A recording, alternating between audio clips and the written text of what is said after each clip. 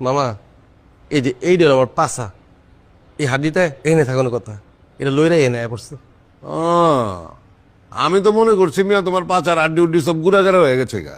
না মামা, গুঁড়ো হয় নাই, এটা লইরা গেছে খা। তো তলে দিয়ে ধাক্কা দিয়ে উড়ে দিলেই হয়। এটা কি করেন মামা? ডাক্তার কইছে একটা অপারেশন করতে। পরেও অপারেশন করে ঠিক হয়ে যাও। না, তারাই গেছে 3 মাস ওষুধ খাইতে, যদি ওষুধে ঠিক হয় তাহলে অপারেশন লাগবে না।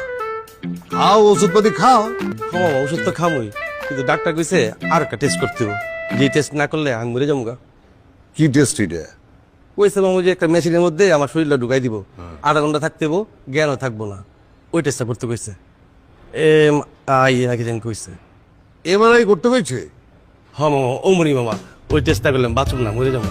এই মিয়া লড়ছে তোমার পাছার আড্ডি, এক্সরেতে সব দেখাই দিতেছে, তোমার আবার এমআরআই করতে হবে কি লিগার? এমআরআই না করলে তুমি মরে যাবে কে? এটা আমি কেমনি কমু, ডাক্তার সেন জানে।